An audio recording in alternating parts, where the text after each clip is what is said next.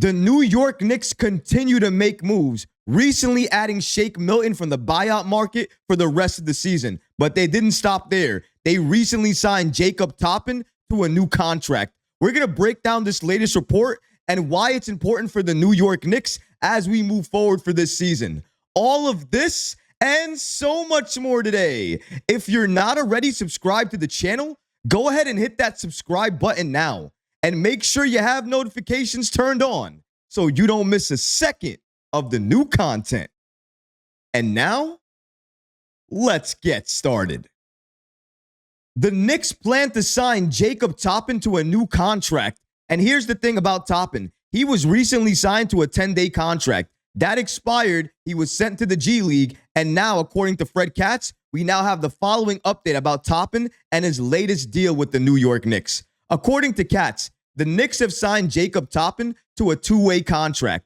Toppin was previously on a 10-day contract. The Knicks now have all three two-way spots taken up. Once they sign Shake Milton, they'll be at 13 guaranteed contracts, one below the mandated minimum. Katz continues by stating, the Knicks are allowed to go up to 14 consecutive days below the roster minimum before they have to get up to 14 guaranteed guys. Wouldn't be surprised if they did it to save money. Daquan Jeffries' 10-day contract is now expired too. The Knicks could wait 2 weeks and then bring him back if they wanted. Shout out to Fred Katz of The Athletic for giving us the following update about the New York Knicks and the following moves that they made. And clearly, when they made the announcement that they were going to sign Shake Milton from the buyout market, we all knew some type of roster moves had to be made because they had a couple of guys on 10-day contracts. Those contracts were set to expire, and the Knicks needed to make another move. That move ended up being Shake Milton, and we all understand why. The Knicks need more depth on the bench when it comes to scoring at that guard position. Shake Milton can step in and help with that immediately. But also, we still need to fill out the roster, and that's why Jacob Toppin was signed for that two-way deal. But did you notice what Fred Katz stated there about the New York Knicks and their current roster? They currently have 13 guaranteed guys. They can add another player if they want to, or if they want to wait to see how this roster ends up, the health of this roster, and who they may need to sign, given who comes back and who doesn't, then they can wait a couple of more weeks before they have to sign another guy to this roster. And they could go ahead and sign Daquan Jeffries again to another 10-day. And the only reason they would do that is to buy themselves more time to get their players healthy so they can come along, join the roster, join the team, and the Knicks will be deeper and won't have to deal with these injury concerns any longer. They won't have to talk about buyout market or looking at these players or those players or players from the G League or things like that. They'll have a fully loaded, fully healthy roster that they can depend on, lean on, and push forward with headed into the rest of the season and, of course, the playoffs. Now, the two-way contract guys like Jacob Toppin and a couple of the other guys we have as well, too, they're primarily going to get a lot of time in the G League. But I hope Jacob Toppin and his rise and what he's done with the New York Knicks, how he's earned that 10-day contract, how he was rewarded by his strong play and effort to get a 10-day contract. It shows that everybody in the G League, if you work hard enough, you never know what can happen. You never know what situation can happen in the NBA that leads to you being called up and being part of this team. And then when it's your chance and your moment, if you make the most of it, it could be life-changing. And we already noticed Tom Thibodeau has no problem signing some of these guys from Westchester to 10-day contracts. And that in itself is an opportunity. And Jacob Toppin has just showcased it can be done. And this is not the last time, in my opinion, we're going to see Jacob Toppin dress up in a New York Knicks uniform. He's going to come back again, whether it's due to injury or just due to his great performance. He's going to get called back up, and he's going to be part of this Knicks roster for years to come. I believe in this kid because I've watched him play. I've watched him develop. And honestly, if you're looking just at the rookies that we have in the G League and players that fit Tom Thibodeau and his play style and what he'll like to see on that court, Jacob Toppin makes a strong case for being that exact player that Tom Thibodeau would love. He does everything that a Tom Thibodeau type of player would love to see. Plays defense, is a wing type of player, can score in bunches, but also won't give up on a play. A hustle player, can rebound as well too, and oh, by the way, can jump out of the gym. I guess that's a genetic of a Toppin. They can just jump you out of the gym because Jacob has some severe hops. Very, very lethal. And I think if he's given the right time to develop, he can be a very key player for the Knicks or any other team he goes to. He is showcasing some great flashes of being a good player and a good defender.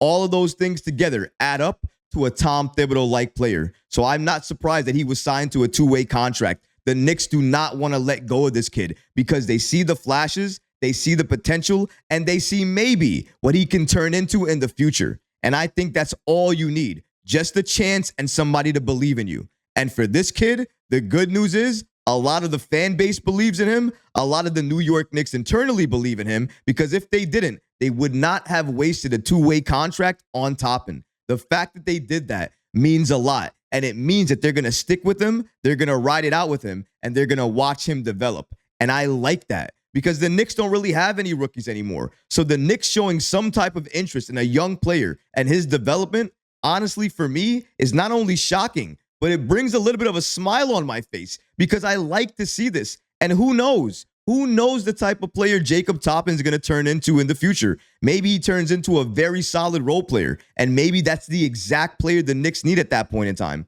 Who knows what happens with his career? But the Knicks signing him to that two-way contract just shows the level of faith and trust they have in him and his development. And I like that. But obviously, the other part of this story is the fact that the New York Knicks are bringing in Shake Milton. Now, when the Knicks assigned Jacob Toppin and these other players to the G League, I didn't really think anything of it because the Knicks normally do that when the G League roster is having games and they need more bodies. So I didn't think anything of it. But you know what? Maybe I should have because there were a lot of candidates on the buyout market that maybe fit this New York Knicks team just a little bit better than Shake Milton did. In my opinion, before he signed with the OKC Thunder, I thought Mike Muscala could have fit this team perfectly, especially given the injuries that we're seeing with Hartenstein.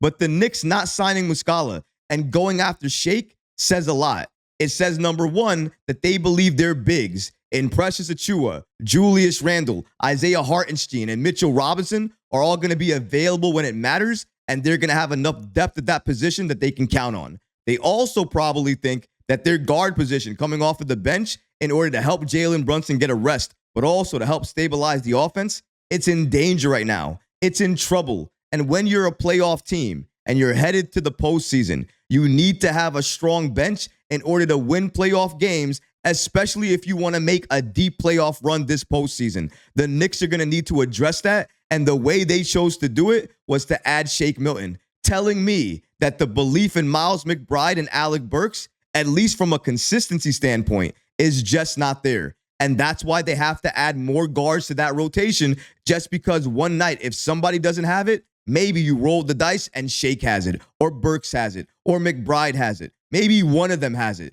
But this way, you give yourself more options than just McBride and Burks. And the fact that we need more options than McBride or Burks from the bench, that in itself is a little bit telling. Because those two guys should be able to hold down the fort until Jalen Brunson returns, or while Jalen Brunson is resting for some of the game before he gets back into the game, he should be able to get a proper rest. He should not be having to be rushed back into the game.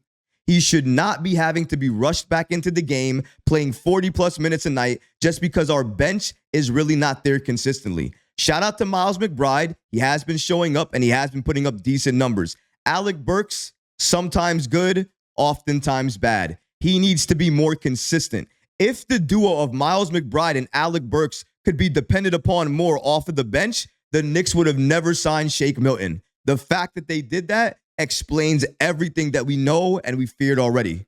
The Knicks have a problem with their bench. They fear their bench, and they know going into the playoffs, that's going to be their biggest weakness that they're going to have to address. They're hoping that the depth eventually helps to offset the bench because that way everybody's in their proper role, playing their proper minutes, and everybody's in their right flow of things. And maybe that's what the New York Knicks are hoping for. But until we get there, we're going to have to deal with it with this next man up mentality. And oftentimes that's going to mean playing our players sometimes 40, 45 minutes. And if you're Josh Hart, maybe 47 minutes each and every night until we get healthy.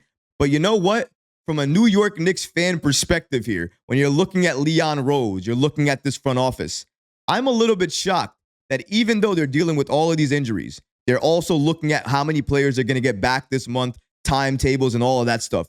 They still have the wherewithal to look around the league, understand their situation, and understand what the right move should be that they need to make right now that gives them flexibility for now and in the future and still allow them to read the situation as it evolves. That's exactly what they did here by signing Jacob Toppin to this two-way contract and adding Shake Milton. Leon Rose, man, I gotta say, he has been impressing me so much this season. Move after move after move. He has just been doing move after move after move. He has just been doing a phenomenal job. Everything you want to see from a Knicks president.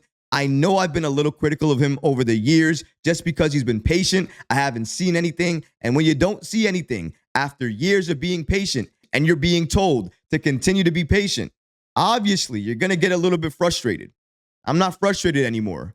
After I saw what Leon Rose did this year, the last thing I am is frustrated. I am praising this man. I hope he stays the New York Knicks president for a very long time. And I hope he continues to make these chess moves to make this Knicks team better while also making sure we are set for now and the future. Leon Rose has done a phenomenal job. And this move right here, right now that we're breaking down today is just another example of how good Leon Rose has been for this Knicks team. He has been the exact president that we've always needed. Thank you so much, Leon Rose. I know I speak for a lot of Knicks fans when I say you're doing one hell of a job. But what about you guys? What do you think about the Knicks' latest moves by adding Jacob Toppin to a two-way contract? And what do you think it means for the New York Knicks moving forward in regards to their flexibility and also getting some of these players back? Let me know in the comments below, guys, because honestly, I would love to hear from you. But that's going to do it for this episode. I hope you enjoyed it. And if you did, go ahead and smash that like button, leave a comment below, and of course, guys, please subscribe to the channel. Until next time, Knicks fans. Peace.